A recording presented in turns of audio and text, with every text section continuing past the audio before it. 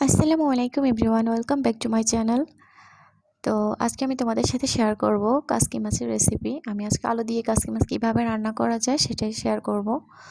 তো কথা না বাড়িয়ে চলে যাই মূল রেসিপিতে। এখানে আমি নিয়ে নিয়েছি 250 গ্রাম কাসকি মাছ।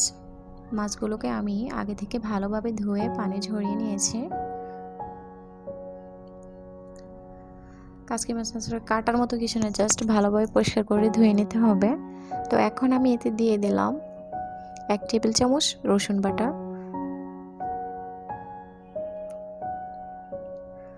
আর পেঁয়াজ কুচিটা আমি একটু বেশি করে দিয়েছি। ছোট মাছের সাথে পেঁয়াজ কুচিটা কিন্তু একটু বেশি করে দিলে ভালো লাগে। আর আমি এখানে একটা টমেটো কুচি দিয়ে দিয়েছি,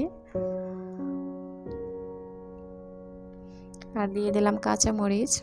আমি 4-5টা কাঁচা মরিচ মাঝখান থেকে একটু চিড়ে দিয়েছি। এই পর্যায়ে আমি দিয়ে দেব আলু। আমি আলুগুলোকে এরকম কুচি করে কেটে নিয়েছি। আমি মাঝারি সাইজের একটা আলু দিয়েছি। এই পর্যায়ে আমি দিয়ে দিলাম হলুদের গুঁড়া 1/2 চা চামচ, মরিচের গুঁড়া 1 চা চামচ, ধনিয়া গুঁড়া 1/2 চা চামচ, স্বাদ মতো লবণ। তো এই পর্যায়ে আমি দিয়ে দিলাম সরিষার তেল।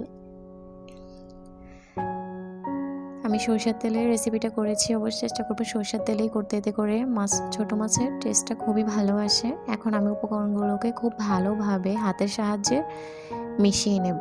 তো মিশিয়ে নেওয়া হয়ে গেছে। এখন আমি এতে দিয়ে দিলাম অল্প পরিমাণে পানি। যেহেতু ছোট মাছ, এতে খুব বেশি পানি দেওয়ার দরকার নেই, আমি সামান্য একটু পানি দিয়ে দিয়েছি। এখন আমি এটাকে চুলায় বসিয়ে দেব। তো এটাকে কিন্তু আমি আর কোনো নাড়াচাড়া করব না। এই পর্যায়ে কিন্তু কোনো হাতল দিয়ে নাড়াচাড়া করা যাবে না, এতে করে মাছগুলো কিন্তু ভেঙে যাবে, দেখতে খারাপ লাগবে আর খেতেও ভালো লাগে না। এখন আমি ঢাকনা দিয়ে দিলাম বলক আসা পর্যন্ত। তো বলক চলে এসেছে। আমি বলক চলে আসার পর কিন্তু ঢাকনাটা সরিয়ে ফেলেছি। মাছটা নরম, খুব বেশি ঢাকনা দিয়ে রান্না করার কোনো দরকার নেই। এই পর্যায়ে আমি কিছু ধনেপাতা কুচি দিয়ে দিচ্ছি। পানিটা প্রায় শুকিয়ে এসেছে। তো আমি আরও 2 মিনিটের মতো রান্না করে নেব। তো এখন আমার রান্নাটা হয়ে গেছে। পর্যায়ে আমি চুলাটা বন্ধ করে দিয়েছি। পানিটা প্রায় শুকিয়ে গেছে, একদম পোড়া পোড়া লাগেনি, জাস্ট পানিটা শুকিয়ে গেছে। মাছটা একটু ভেজা ভেজা আছে। তো এখন আমি চুলা থেকে নামিয়ে নিয়েছি। তো দেখলে তো আমি কত সহজে, খুবই অল্প সময় লাগে কিন্তু কাসকি মাছের রেসিপিটা করতে।